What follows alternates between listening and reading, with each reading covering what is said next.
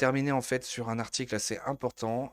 Bonjour à ceux qui découvrent cette chaîne, bienvenue sur cette chaîne. Nous faisons des petites revues d'articles ici et qu'on on découvre ensemble. Et donc là, on va s'arrêter sur un article de valeur actuelle qui parle du fait que par rapport à l'immigration, être recalé à l'examen de français n'impliquera pas une expulsion d'après OFII.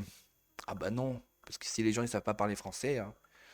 Moi, je suis dans la formation et en fait, on me dit que bon, bah, il faut faire des trucs parce qu'il y a des gens qui savent pas parler français, hein. C'est un truc de fou. Dès le 28 mars, le projet de loi sur l'immigration de l'exécutif doit être examiné au Sénat. Celui-ci prévoit de conditionner la première délivrance d'une carte de séjour pluriannuelle à la maîtrise d'un niveau minimal de la langue française. Ah bon, c'est pas déjà le cas, mais c'est étonnant. Ce sont des précisions qui ont été apportées ce lundi 13 mars. Les ressortissants étrangers qui seraient recalés à l'examen de français que le gouvernement souhaite mettre en place dans le cadre de son projet de loi sur l'immigration ne seront pas expulsés. Cette annonce a été faite par Didier Léchy, le patron de l'Office français de l'immigration et de l'intégration OFII, avant d'être rapporté le même jour par plusieurs médias dont Le Figaro. Une formation linguini actuellement demandée. Comme le rappellent nos confrères, le texte de l'exécutif doit être examiné dès le 28 mars prochain au Sénat. Il est prévu par ce document de conditionner la première délivrance d'une carte de séjour pluriannuelle à la maîtrise d'un niveau minimal de la langue française, cite le journal national. À l'heure actuelle, l'obtention de ces cartes est uniquement conditionnée à la participation à une formation linguistique.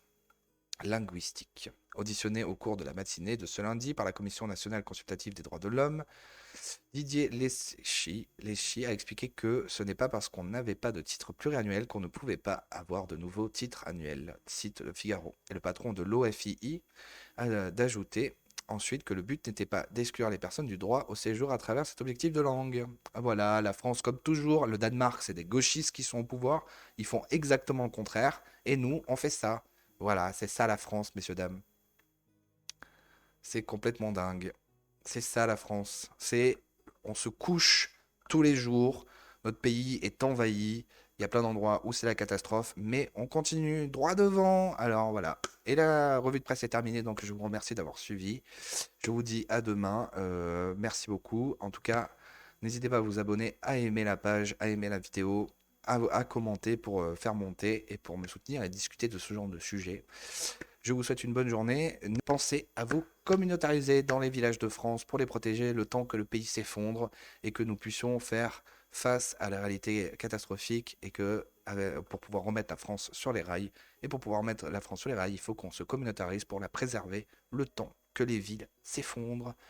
Voilà, je vous remercie, je vous dis à demain, passez une bonne journée et bon courage pour le travail. Bye bye.